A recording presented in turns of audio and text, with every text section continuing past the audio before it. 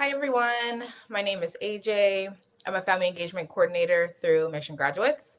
Mission Graduates is a nonprofit that increases the number of K through 12 students who go to college. So today we're going to be doing a video about how to pick the right school for your middle schooler. This information can be applied to other grades, but in particular, we're just be talking about elementary students, fifth grade, going to middle school. I'll be giving you tips on how to choose a school and some SFUSD like tools that you can use to choose. And in our next video, we'll go over the actual enrollment process. So I'm going to bring my colleague and boss on, Eric Quintos. He is the director of the Parent Partner Program to graduates. Hi, AJ. Good to see you. Rick, you too. I'm excited to talk to you. I wonder if maybe you can tell me what is the story? How do we know what school your child could go to if they're going into middle school? Is there like one set one that they have to go to, or is it like they have to choose? How does that work? So based on your child's elementary, there is a feeder school. For example, for students who are at Flynn, their feeder school is James Lick. And a feeder school is just a school that they will have the highest priority of getting into since they're already in a school that's within that community. And it's nice to know that that school is available to you, but it's still good to look at other schools outside of that feeder school, because you want to make sure your child is at the best school for them where they're going to succeed. And it's also very similar to like the college process, which your student's going to be doing later on in life. So let's start now. Start in middle school, involve them in the process, and look at options that are the best for them. Awesome. So what are some of the things that I would do if I wanted to think about schools outside of my feeder, or even to consider the pros and cons of my feeder? What are some of the things I might want to consider? Yes, so I have a list here, so we can go through that list. But one thing that I think is really important, number one, is like getting your child involved, right? So please make sure they have that buy-in, and you're asking them like where their friends are going, or what other middle schools have they heard of so far that they may be interested in. I would also think about like grades in academic, not just your students' grades in academics, but the ones of the students at the school that they're looking into. It's also good to think about how each demographic of students are doing within that school, because that can really give you a good indicator of how well your child might do, or maybe like it may not be the best fit for them at that time. Another thing to look at is like the school data. So on on schools' websites, they always have this document of data, which is like absences, also this academic data that we just talked about, and the data of their school too and their demographic. So it's just always nice to look at that because it can give you a rounded idea of what that like school and that feel is of that school and what their priorities are. So it's really good to look at that. Also, something that's good to think about is the distance, and not just from your house, from your job, depending on like if you're gonna be rushing to go, pick your child up from school, you'd rather do that like 2 blocks away rather than across the city. So that's always a good thing to think about. If they have other siblings, so how close is that school from their other siblings? If maybe an older sibling is going to pick them up, or if they're picking up younger siblings, whatever the case may be. That's also another thing to look at. And then if your child is going to an after school program that may be off site, like Boys and Girls Club, for example, how are they going to get there? If you're still working, are they going to be on the bus? Do you want that ride to be short? So it's really good to think about the distance of the school from key points and locations in their life and in your life as well. And I would also think about the size of the school. Um, a school like Aptus Middle School is huge. It has multiple levels, and sometimes students have to travel from class to class, right? And going upstairs, that can leave for time for socialization, which is great. Talk to your friends, but maybe your child is easily distracted and now they're in the hallway past their passing period of time, and that can just cause some issues.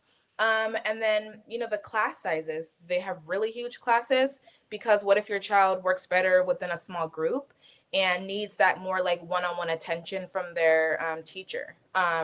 Or if they work good with groups, they'll have the opportunity to have a lot of time for collaboration among their peers. So I really think it's important to think about the size of the classes as well as the school in itself. Um, And sorry, is go ahead, there, Eric. I'm sorry. well, yeah, no. What else? What else is important to consider? Besides, I mean, that's a wonderful list. Is there anything more?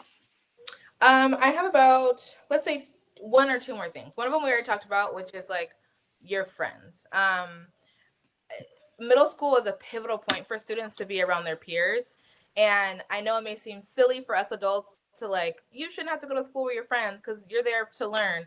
But it's really important for students of that age group to be around peers that they enjoy.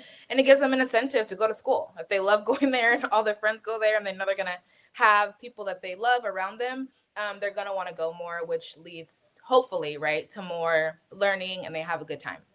And then the last thing I would say is after school programs. So if you're going to be using any type of after school care, maybe even before school care, that would be another decision to think about. So, excuse me, Mission Graduates is in a middle school like Everett, and that's a school after school program that is on site. So great, your students get to go to after school care and they don't have to leave the campus. That's probably a kicker for some parents there, right? That's a good way to choose that school. But like I said, Boys and Girls Club, YMCA, if they're going to be going to things like that, how far is it from the school that you'll be considering? Got it. Wonderful. So you mentioned some things about doing research, finding out data on the school website. How do I get access to that? So if you go on to whatever school you're thinking about, so wait, let me backtrack.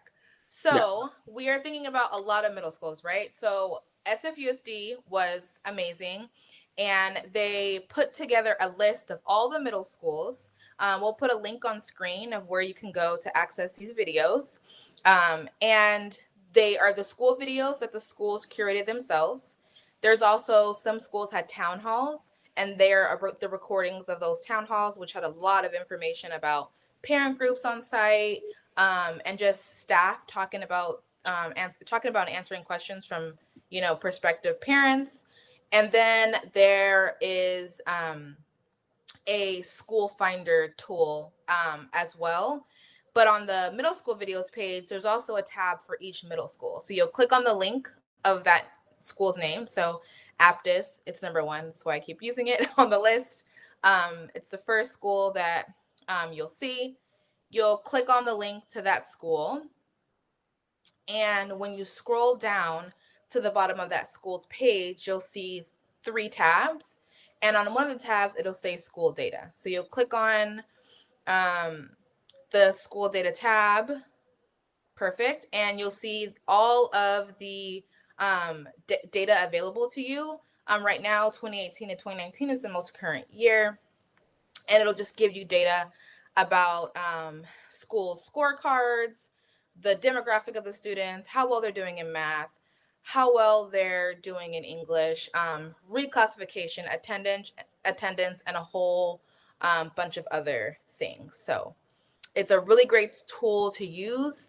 And I think it is a great thing to look at when looking at the schools, because it also just tells you another story about how well students are doing at that school, which is also a great indicator of the culture and climate of that school. And AJ, this also has the videos too, right here. You can click on one of the videos. So on the side, on the school video side, that's great. You can also look at these.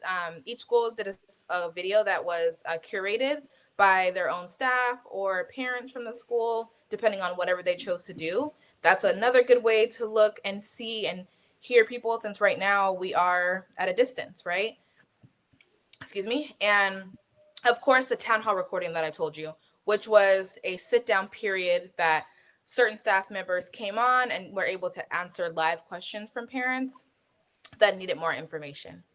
And that's always nice as well to be able to look. Some schools, you'll notice, don't have a recording yet, But this list is getting populated. So hopefully by the time of the deadline, which is February 5th, you will still be able to look at all the schools that you had on your list and look at those videos.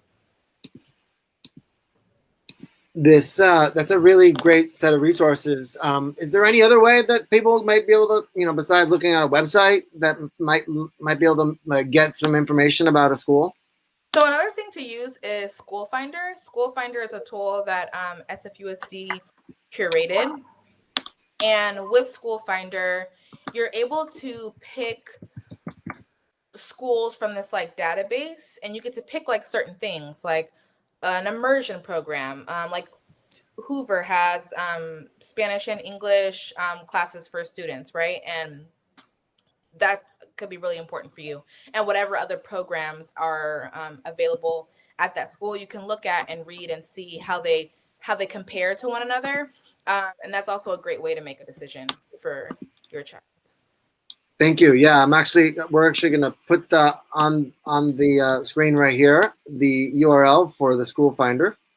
And we can maybe put these links into the comments of the video as well, so that folks are able to directly can just click on it and go. Yep. Yeah. And then this is what the School Finder.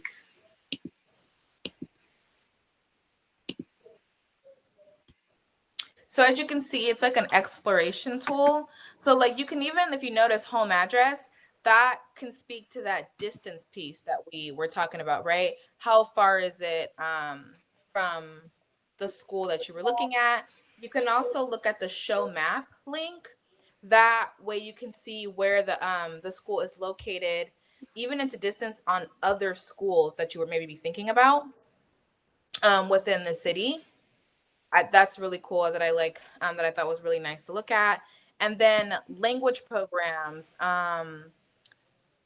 before and after school care, because that's really important for some parents, and even like special needs. So what kind of resources does the school have to really support your student, no matter where they are on their learning journey and on their journey to education? So I think this is a great tool that you guys should use. And I think it was really great that SFUSD made sure that this was available to parents. Great. And then, go ahead. No, what else did you have to add?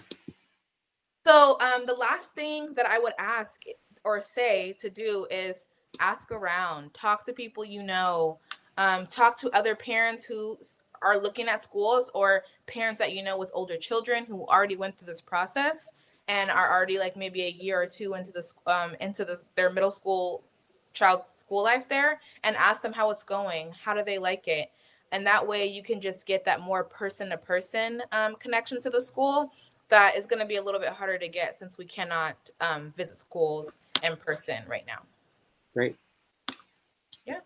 Well, I think that pretty much covers all the questions that I had. Thank you so much for walking us through this. And what's the next video you guys have planned? You're welcome. So our next video will be about how to actually do all of this and how do you apply and go through the process, since it is a little bit different this year due to COVID. It's online. So you'll do this through your parent review, which luckily majority of you have already accessed that and logged in. Now it's just showing you what do you need to apply and where do you go. So that'll be our next video. Great. Looking forward to it. Awesome. Thanks Eric. Bye-bye.